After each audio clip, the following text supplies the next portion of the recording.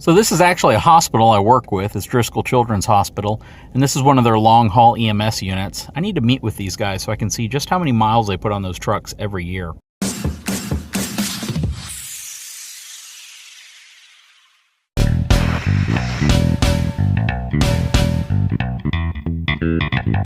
Hey, what's going on, guys? So it's been a while since I've driven that Viper, and I contemplated going back and driving it again just to do it because it's a fun car to drive. I've owned a lot of sports cars in my past, and I've modified a lot of sports cars as well. Some of them have had well over 600 horsepower, but I'll tell you what, since I have become a truck guy, and I've usually always owned both, a sports car and a truck, I don't really feel the need to own a sports car anymore. When I talked to my wife about the Viper and, is that something I should look at? Should I look at a new Z06? Should I look at a new ZR1? Should I look at a new Shelby GT350? There are a lot of really beautiful cars out there. The actual dealership that has that Viper for sale sells a ton of Corvettes, and they also have a CTS-V Cadillac that is beautiful. It's just a hell of a car.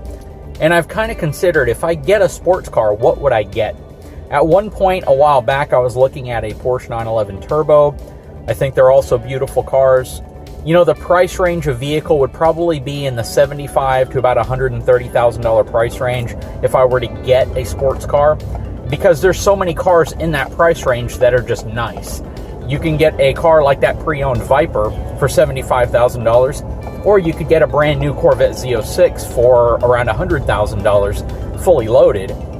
And in my opinion, I would take the Viper over the Z06 only because it's more of a rarity. You don't see as many of them as you do Z06s or Corvettes in general.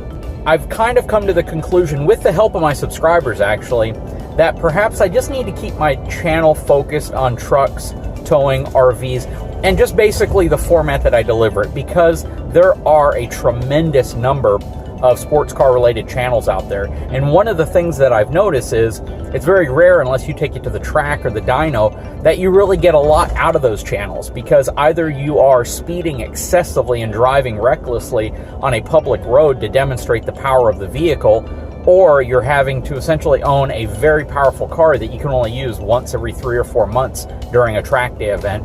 The other challenge that has really kept me from getting back into a sports car is anytime you deal with inclement weather, where it's flooding, where there's a hurricane, where you have more than a couple inches of rain on the road, you have to be really careful if you drive your sports car. Not only, hydrolocking your engine, going into a small puddle, sucking water into the intake if you have just a huge downpour. There are all sorts of issues that could arise if you take out a sports car when the weather's not good. One of the things I love about owning a truck, especially a truck that's high off the ground, is I never have to worry about what type of conditions I'm going to have. I actually feel safer in my truck when there's bad weather. And then at the same time, you always have the opportunity to help other people who are stuck, people who are in bad situations. So I think I'm going to stick with the truck focus, mainly because I love trucks. I love reviewing them. I think that they are so much more of a capable vehicle and a practical vehicle to own. So I'm not going to pursue a sports car at this time. That may change at some point in the future if I come across a vehicle I absolutely love.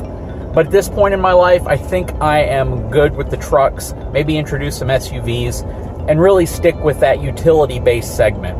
Anyways, guys, I hope you enjoy the content. Please keep your comments coming. I absolutely love engaging with you guys. I try to read every comment, and that's the purpose why I give the little heart next to it, is just to show you that I've read it. Even if I don't respond at that moment, I use that as a means to inform my subscribers that I am reading their comments and I am keeping an eye on them. So if you have topics and things that you want to bring up, a lot of times I produce videos using the topics that you guys suggest in the comments. Anyways, guys, again, I do appreciate it. If you haven't had a chance, please subscribe to my channel, give me a thumbs up, and I'll talk to you again soon.